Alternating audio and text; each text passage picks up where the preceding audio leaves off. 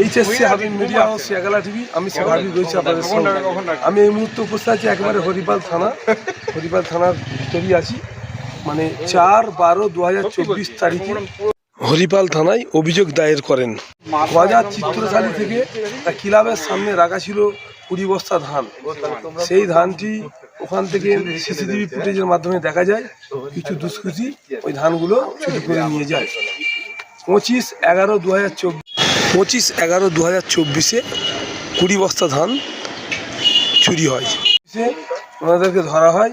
বেলমুড়ি কদমতলা থেকে একটা গোডাউন থেকে 20 বস্তা ধান উদ্ধার হয়। আজকে এখন হরিপাল থানায় এখন ডিএসপি সাহেব এসে কী বার্তা দিলেন মিডিয়া মুখোমুখি তা আপনাদের শোনা। আপনারা ভিডিওটি শেষ পর্যন্ত দেখুন। বেশি আপনার মূল্যবান মতামত কমেন্ট বসে যান। গত 4/12/2024 তারিখে হরিপাল থানার অন্তর্গত চিত্রশালী গ্রামের এক বাসিন্দা, তার নাম কাদের হোসেন, সে থানায় একটি অভিযোগ করে যে তার 20 বস্তা ধান চুরি হয়েছে।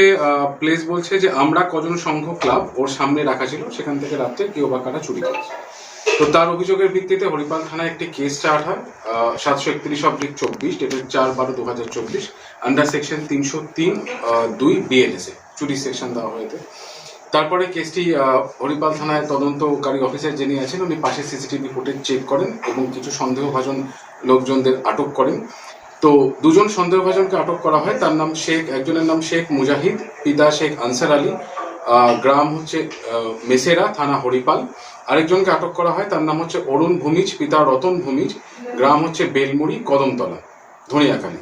জিজ্ঞাসাবাদ করার সময় নিজেদের অপরাধেরা স্বীকার করে এবং এদের লিডিং স্টেটমেন্ট অনুযায়ী এই উক্ত একটা বোলেরো পিকআপ ভ্যান উদ্ধার করা হয় ধনেখালী রানার অন্তর্গত বেলমুড়ি কদমতলা গ্রাম থেকে। যেই পিকআপ ভ্যানটা ওই 20 বস্তা ধান নিয়ে যাওয়ার জন্য ব্যবহার করা হয়েছিল এবং সেই 20 বস্তা ধানও আমরা উদ্ধার করতে পেরেছি। সেটা হচ্ছে দাঁতপুর থানার অন্তর্গত মহেশ্বরপুর মোড়ের একটা গোডাউন থেকে। এরা স্বীকার করে যে এর আগেও এরা এই ধরনের কাজ করেছে। তদন্ত চলছে, এখনো এর সঙ্গে আরো কেউ যুক্ত আছে কিনা সেটা একটু খতিয়ে দেখা হচ্ছে।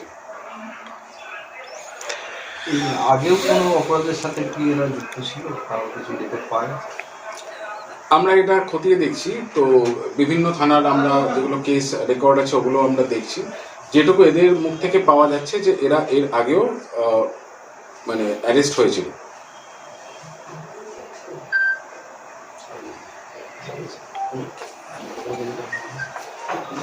আর গতকাল যেটা চুরির ঘটনা ঘটেছে এই আপনার কনকপুরে, ওটার সঙ্গে কি যুক্ত আছে কিছু মনে হচ্ছে? এখনো পর্যন্ত একদম তদন্ত ইনিশিয়াল স্টেজে আছে। এদের আমরা পুলিশের রিমান্ডও নেব। তো এরপরে জিজ্ঞাসাবাদ করলে ফার্দার ডিটেলস জানিয়ে দেবো, তখন আপনাকে জানিয়ে দেওয়া হবে। ধানচোর যে দুটো আসামি সেই দুজনকে এখন কোর্টে নিয়ে যাচ্ছে। দেখতে পাচ্ছেন দুজনকে নিয়ে যাচ্ছে।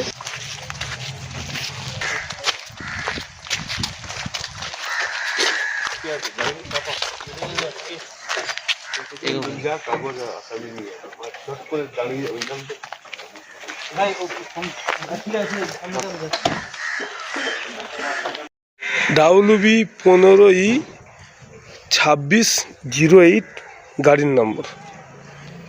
বুলেরো গাড়ি, এটা বুলেরো পিকআপ ভ্যান।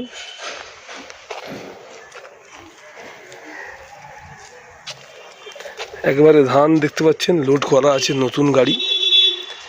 এই গাড়িটাই গত দুদিন আগে কনকপুর থেকে ধান চুরি করেছিল।